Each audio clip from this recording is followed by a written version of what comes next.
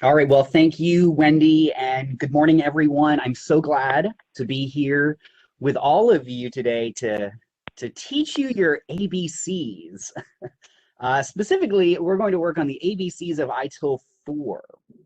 ITIL 4 has actually been around since 2019. However, many practitioners are still uncertain about what has changed in this latest release.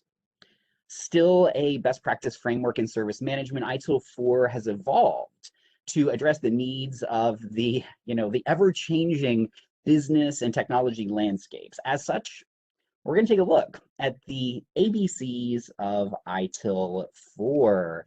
So what are those ABCs? Well, first, we're going to take a look at the A, the architecture of ITIL 4.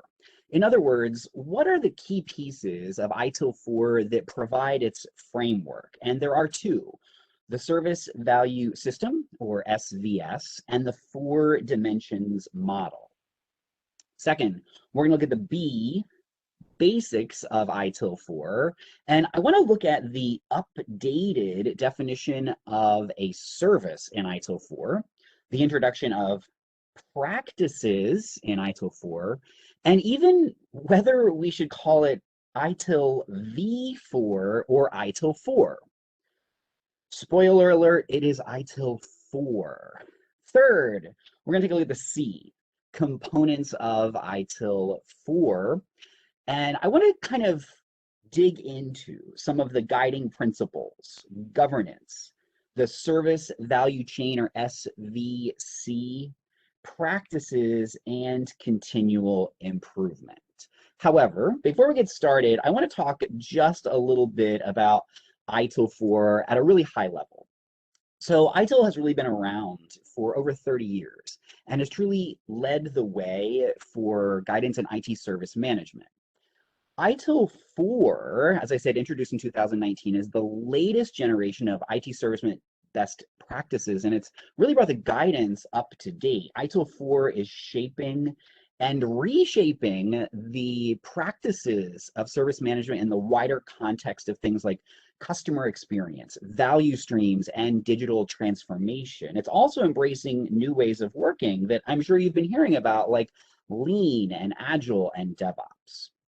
ITIL 4 continues to provide guidance to address new service management challenges and also to use the potential of modern technology. Right? In the end, ITIL 4 really represents a flexible, coordinated, and integrated system for effective governance and management of IT services. So with that little introduction in mind, why don't we go ahead and take a look at the ABCs of ITIL 4. We're going to start with A.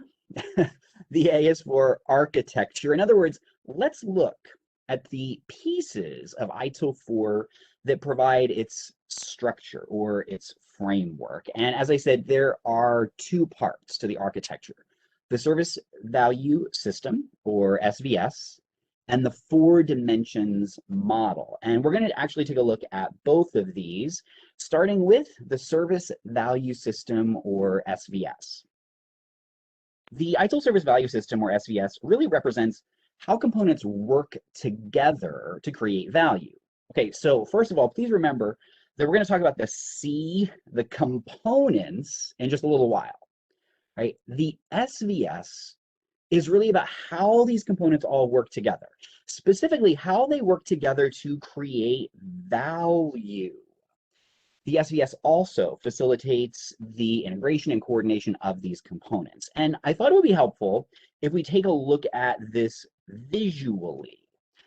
So here's a little diagram of the service value system. And the key inputs to the service value system are opportunity and demand.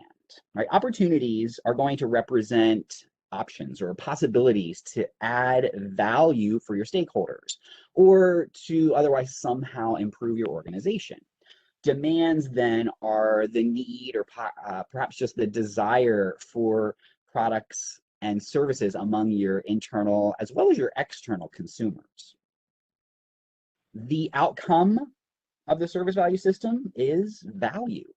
That is the perceived benefits or usefulness or importance of something. I want you to think about this as the goal of the service value system, right? The ITIL service value system can enable the co-creation of many different types of value, right? That's what we're looking for here for a wide group of stakeholders. And the ITIL service value system is made up of 5 components. So at the very top, you see guiding principles.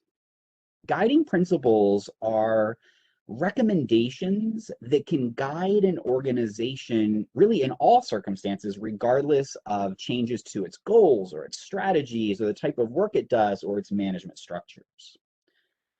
Second, there is governance.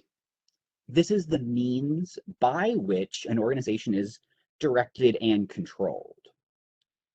Third, we have the service value chain. This is a set of interconnected activities that an organization performs to deliver a valuable product or service to its consumers and also to facilitate that value realization.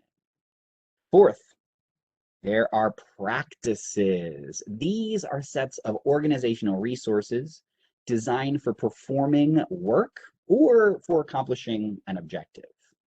And finally, fifth, there is continual improvement. And this is really a recurring organizational activity that's performed at all levels to ensure that the organization's performance continually meets stakeholders' expectations.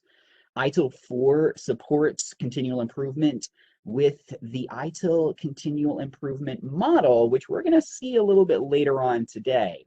In fact, right, we're actually going to revisit all 5 of these C components in just a little while. So to summarize, the purpose of the service value system is to ensure that an organization continually co-creates value with all stakeholders through the use and management of products and services. Now, before I go on, I want to take a little detour.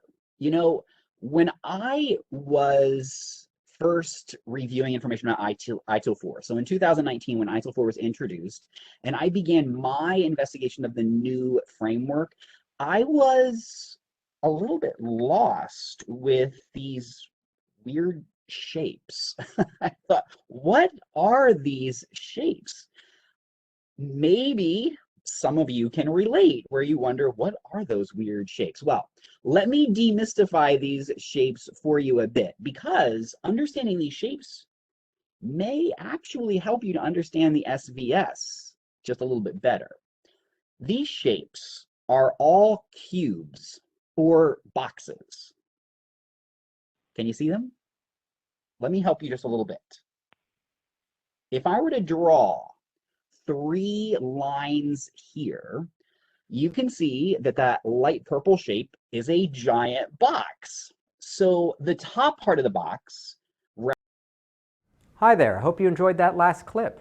My name is Michael Maludis, and if you'd like to watch the full 60 minutes of that last webcast, while also gaining complete unlimited access to our entire library of IT learning, simply visit our subscribe page at greatpro.org/subscribe. Unlimited annual access is $199 per year, but if you use the coupon code LEARN2EARN, you can drop that membership fee to just $149.